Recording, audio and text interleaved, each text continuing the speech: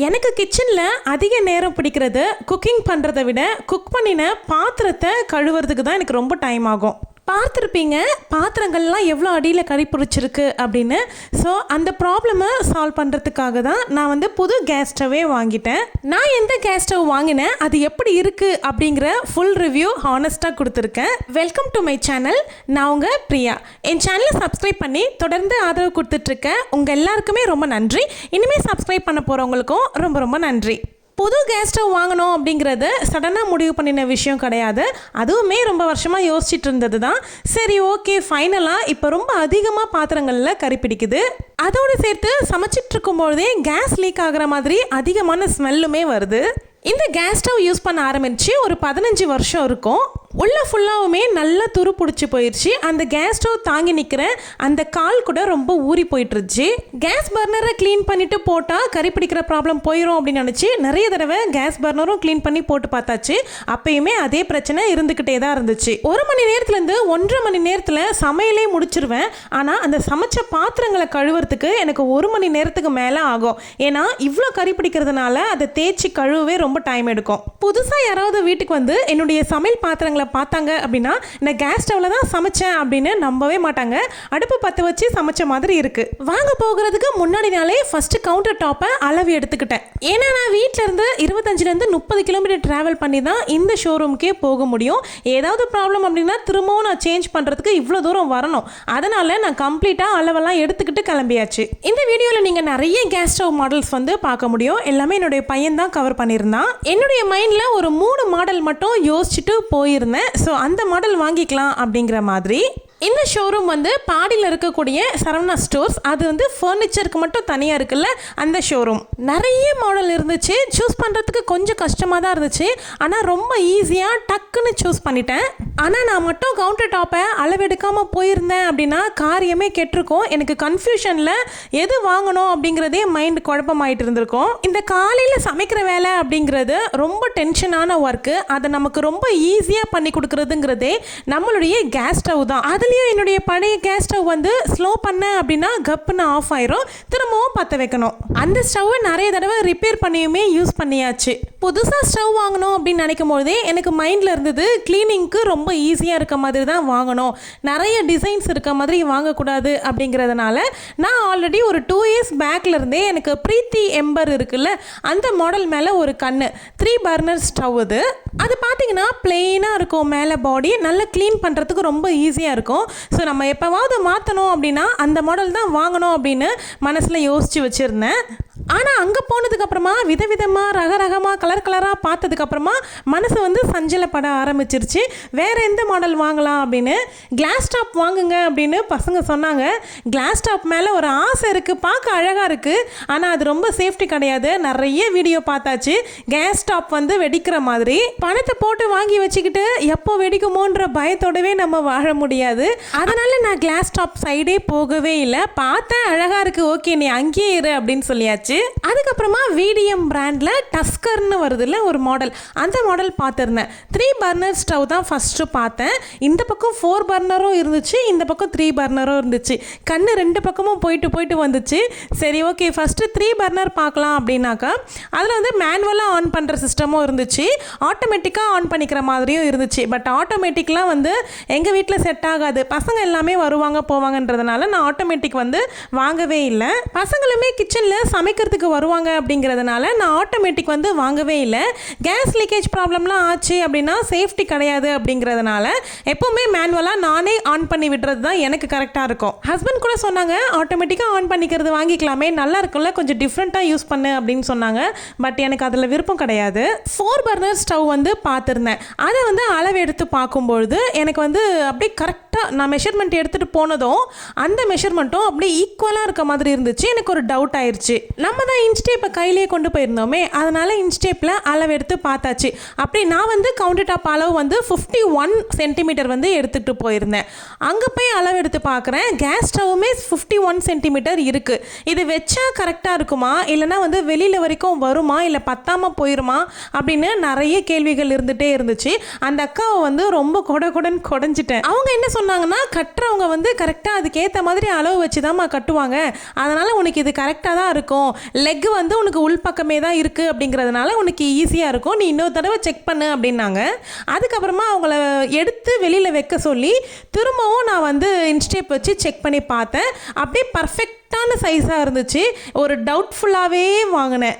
எனக்கு 4 பர்னரை பார்த்த உடனே மைண்டில் தோணுது என்ன அப்படின்னா, சீக்கிரமாக சமையலை முடிச்சிடலாம். கிச்சனில் மெயினாக டைம் எடுக்கக்கூடியதே சமைக்கிற வேலை தான். ஸோ சமைக்கிற வேலை சீக்கிரமாக முடிச்சிட்டோம் அப்படின்னா கிச்சன் ஒர்க்கே சீக்கிரமாக முடிஞ்சிடும், இன்னும் எனக்கு நிறைய டைம் கிடைக்கும் அப்படின்னு தான் யோசித்தேன். வீடியம் டஸ்கர் 4 பர்னர் கேஸ் ஸ்டவ் தான் நான் வாங்கியிருந்தேன். இந்த கேஸ் ஸ்டவ் வீட்டுக்கு கொண்டு வந்ததுக்கப்புறமா எப்படி இருக்குது அப்படிங்கிறதும் இந்த வீடியோவில் நான் அட்டாச் பண்ணியிருக்கேன்.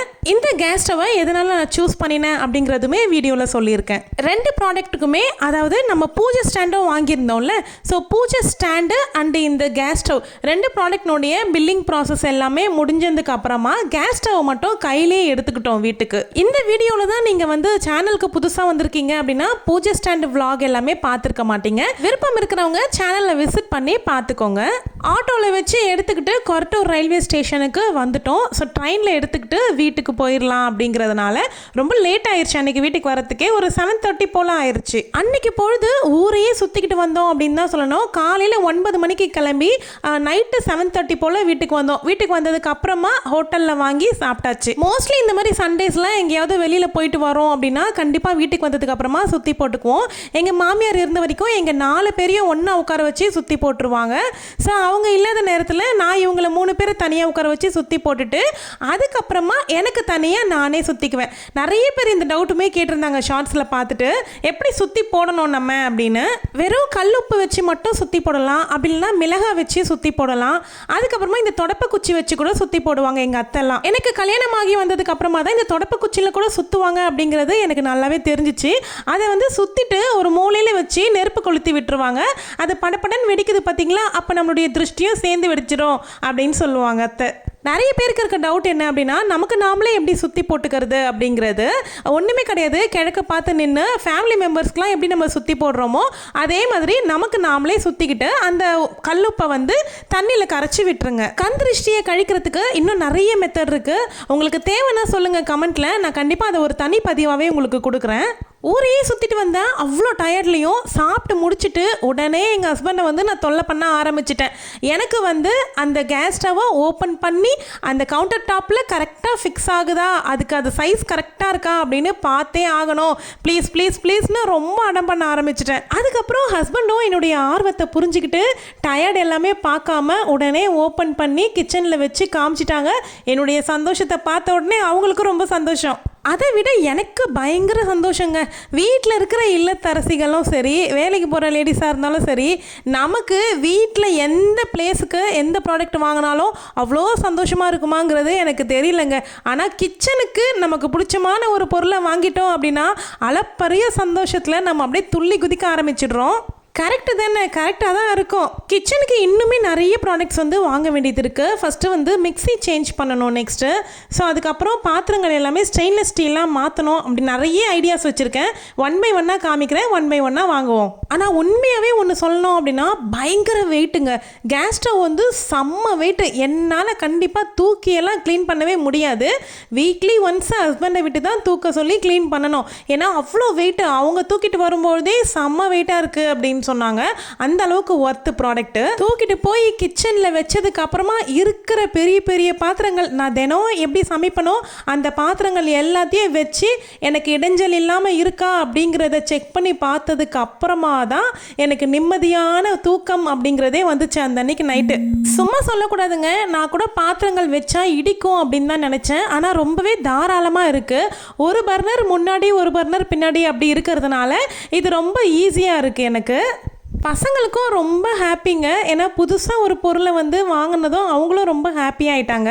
இதுக்கப்புறம் எங்கேருந்து தூக்கம் வரும்? இருந்த டயர்டு இருந்த வரைக்கும் நல்லா தூங்கியாச்சு. மார்னிங் சீக்கிரமாக எழுந்து கடகடன்னு அந்த ஓல்டு ஸ்டவ்வில் வந்து சமைச்சு பசங்களுக்கு சாப்பாடு கட்டி ஸ்கூலுக்கு அனுப்பிச்சிட்டு புது ஸ்டவ்வை கேஸ் பைப் எல்லாமே ஃபிக்ஸ் பண்ணி மாட்டிடணும் அப்படிங்கிறது ரொம்ப ஆசையாக ஆரம்பித்தாச்சு. ஆனால் இதை ஆரம்பித்ததுக்கு அப்புறமா தான் ட்விஸ்ட்டே இருந்துச்சு. பயங்கர கஷ்டமாக இருந்துச்சுங்க. இந்த பைப்பை மாட்டுறதுக்கு ரொம்ப கஷ்டமாக இருந்துச்சு. போகவே இல்லை. அதுக்கப்புறம் யூடியூப் வீடியோலாம் பார்த்து செக் பண்ணி அப்புறம் ஆயிலெலாம் விட்டு அதுக்கப்புறமா தான் மாட்டியிருந்தோம். ஹஸ்பண்டுக்கு அதை வந்து ஃபிக்ஸ் பண்ணி முடிக்கிறதுக்குள்ளே அந்த கட்டை விரலில் தோலே உறிஞ்சிருச்சு, அந்தளவுக்கு ஹார்டாகிடுச்சு. டியூப்லாம் ஃபிக்ஸ் பண்ணதுக்கப்புறமா சேஃப்டிக்கு இந்த மாதிரி ஒரு லாக் மாதிரி விற்குது, அதை போட்டு விட்டாச்சு. அடுத்து ரெகுலேட்டர்லேருந்து டியூப்பை எடுக்கணும். அதுக்கு ஒரு பெரிய போராட்டம் நடந்துச்சு, அதை எடுக்கவே முடியல. அப்புறம் ஃபைனலாக எடுத்துடலாம் அப்படின்னு சொல்லிட்டு அப்படி டக்குன்னு இழுத்தாங்க பாருங்கள், ரெகுலேட்டர் உடச்சிக்கிச்சு. திரும்பவும் போய் புது ரெகுலேட்டரை வாங்கிட்டு வந்து ஃபிக்ஸ் பண்ணி பற்ற வச்சு ஸ்டவ் எரியுது அப்படிங்கிறத பார்த்ததுக்கப்புறம் தான் நிம்மதியாச்சே. எப்போவுமே ஒரு பொருளை நினச்ச உடனே வாங்கிட்டோம் அப்படின்னா அந்த பொருளுடைய மதிப்பும் சரி அதனுடைய அழகும் சரி நம்ம கண்ணுக்கு பெருசாகவே தெரியாது. ஆனால் ரொம்ப வருஷம் வெயிட் பண்ணி ஒரு பொருளை வாங்குகிறோம் அப்படின்னும்பொழுது அதை பார்க்க அவ்வளோ கண்ணில் மகிழ்ச்சி தெரியுது. இந்த கேஸ் ஸ்டவ்வை நான் 1 மாதம் கண்டினியூவாக யூஸ் பண்ணி பார்த்துட்டு ரிவ்யூ எப்படி இருக்குது அப்படின்னு இன்னொரு வீடியோவில் கண்டிப்பாக சொல்கிறேன். பிள்ளை பாவங்க எனக்காக முகம் சுழிக்காமல் தோல் உரிகிற அளவுக்கு வேலை செஞ்சு கொடுத்துட்டாரு பாருங்க எப்பா. ஆனால் இந்த புது கேஸ் ஸ்டவ் வச்சதுக்கு அப்புறமா கிச்சனுக்கே ஒரு நியூ லுக் வந்த மாதிரி ஆயிடுச்சு. ரொம்ப அழகாக இருக்குது. போகும்போது வரும்போதெல்லாம் நானே பார்த்து ரசிச்சுக்கிட்டே இருந்தேன். இப்போ இந்த கேஸ் ஸ்டவ்னுடைய பக்காவான டீட்டெயில்ஸ் எல்லாமே சொல்கிறேன். இந்த ஸ்டவ்னுடைய பாடி வந்து சிங்கிள் ஸ்டெயின்லெஸ் ஸ்டீல் ஷீட்டால் செஞ்சது. எங்கேயுமே கட் பண்ணி ஜாயின் பண்ணியிருக்க மாட்டாங்க, ஒரே ஷீட்டு.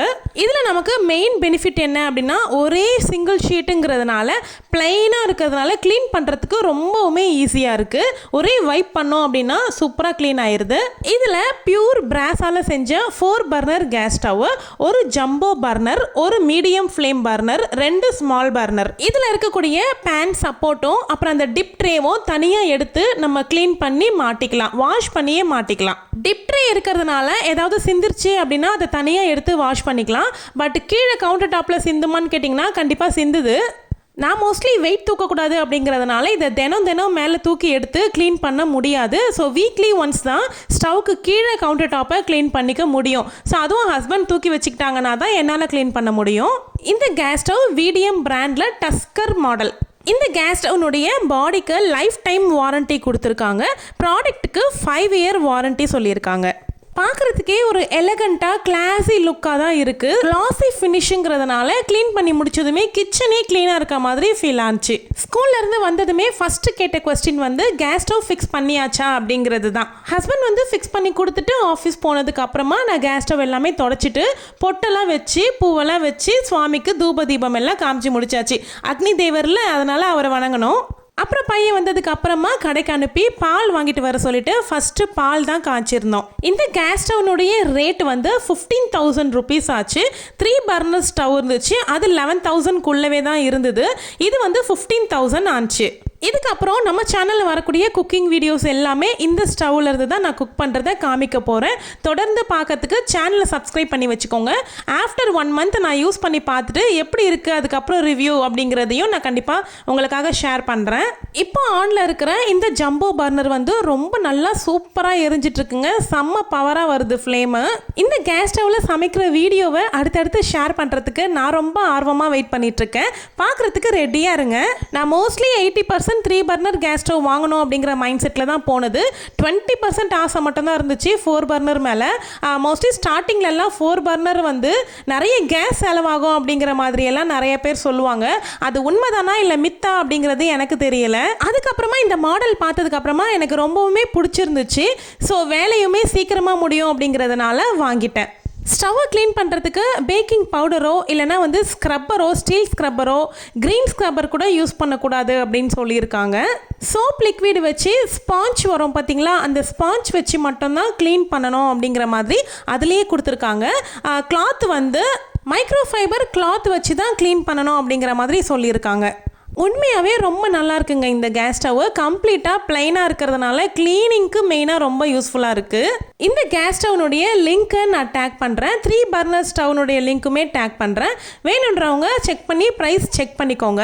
அமேசானில் இருக்க ப்ராடக்ட் லிங்க்குமே வைக்கிறேன், வேணுன்றவங்க செக் பண்ணி பார்த்துக்கோங்க. ரெண்டுமே ப்ரைஸ் டிஃப்ரென்ஸ் செக் பண்ணிக்கோங்க. உங்கள் வீட்டுக்கும் நீங்கள் கேஸ் ஸ்டவ் வாங்கணும் அப்படின்னு ரொம்ப நாளாக பார்த்துட்ருக்கீங்க அப்படின்னா இது பர்ஃபெக்ட் சாய்ஸாக இருக்கும். கேஸ் ஸ்டவ்வும் சரி அதில் இருக்கக்கூடிய அட்டாச்மெண்ட்ஸும் சரி நல்ல வெயிட்டாக ஒர்த்தாக இருக்குது. இந்த வீடியோ உங்களுக்கு பிடிச்சிருந்துச்சுன்னா வீடியோவை லைக் பண்ணி ஹை பாயிண்ட்ஸ் கொடுங்க. இந்த வீடியம் டஸ்கர் 4 பர்னர் கேஸ் ஸ்டவ் எப்படி இருக்குது அப்படிங்கிறத கண்டிப்பாக கமெண்ட்டில் சொல்கிறதுக்கு மறந்துடாதீங்க. அதை படிக்கிறதுக்கு நான் ரொம்ப ஆர்வமாக வெயிட் பண்ணிகிட்ருக்கேன். வேறு ஏதாவது டவுட் இருக்குது அப்படின்னா கமெண்ட்டில் கேளுங்க, நான் கண்டிப்பாக ஆன்சர் பண்ணுறேன். மோஸ்ட்லி வீடியோவில் எல்லாமே சொல்லிட்டேன். நான் சொல்லியிருந்த விஷயத்தையும் மறுபடியும் கமெண்ட்டில் வந்து கேட்காதீங்க. வீடியோவை நல்லா ஃபுல்லாக ஸ்கிப் பண்ணாமல் பாருங்கள், உங்களுக்கு எல்லா விஷயமே தெரிஞ்சிடும். நீங்கள் சேனலுக்கு புதுசாக வந்திருக்கீங்க இந்த வீடியோ மூலயமா தான் அப்படின்னா சேனலை மறக்காமல் சப்ஸ்கிரைப் பண்ணிக்கோங்க. நோட்டிஃபிகேஷன் கிளிக் பண்ணி ஆளுங்கிற ஆப்ஷனை செட் பண்ணிக்கோங்க. அடுத்தடுத்து போடக்கூடிய வீடியோவை தவறாமல் பார்ப்பீங்க. தேங்க்யூ.